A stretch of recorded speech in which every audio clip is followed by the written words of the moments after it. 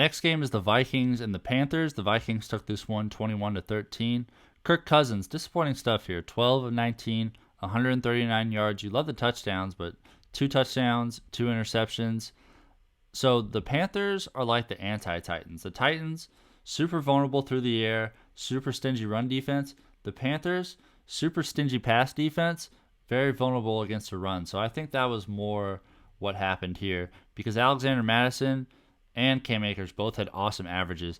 Mattison was 17 carries, 95 yards. Cam Akers, 5 carries, 40 yards. Mattison had 5.6 yards per carry. Cam Akers had 8 yards per carry. They just dominated on the ground in this one because the Panthers' rush defense is that bad. Justin Jefferson made the most of a crappy passing day here. 6 catches, 85 yards, 2 touchdowns. Love to see the touchdowns. Awesome stuff. Obviously, he is the best receiver in fantasy. TJ Hockenson, disappointing here. 2 catches for 24 yards. Buy low, absolutely. KJ Osborn, just a 1 catch for 16 yards. Cam Akers had 2 catches for 11. Alexander Mattison had a catch for 3. And Jordan Addison, disappointing stuff here. No catches, only 1 target. A lot of people were giving me crap when I said that Jordan Addison was a sell high. And clearly, he's not a sell high anymore because back-to-back games here have not gone so well. KJ Osborn out targeting him. It's going to be up and down. I think him and KJ Osborn are going to be kind of trading that number 3 receiver role behind TJ Hockenson and Justin Jefferson. So don't panic on Hockenson. If somebody in your league is panicking, I would trade for him.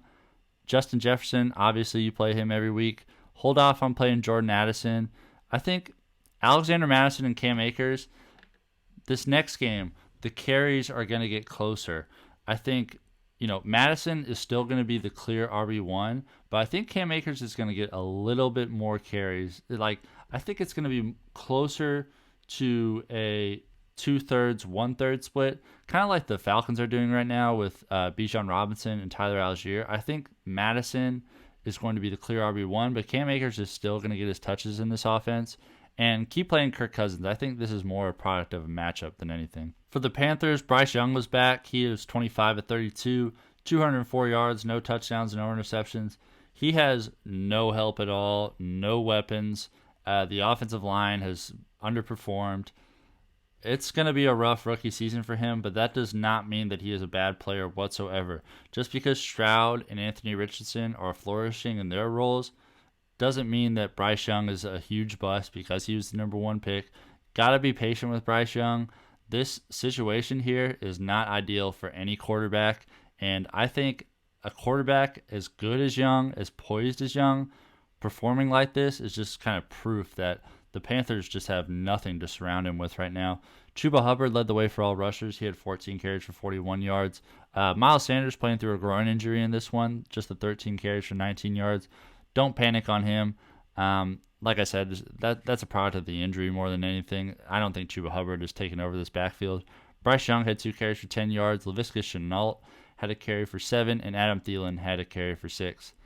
Speaking of Thielen, he was the leading receiver in this one. Revenge game for him. 7 catches, 76 yards on 8 targets. Solid stuff from him. He's solidifying solid receiver starter week to week in fantasy as the number 1 receiver in this offense. And with how bad they are, they're going to be playing from behind a lot. So Thielen could be a sneaky starter week to week. Terrace Marshall, 9 catches for 56 yards on 10 targets for him. DJ Chark had 2 catches for 28. Miles Sanders had 3 catches for 13. Laviska Shenault had a catch for 12. Chuba Hubbard had 2 catches for 12. Hayden Hurst had 1 catch for 7. And Ian Thomas did not haul in his only target. So I think Adam Thielen, solid receiver starter.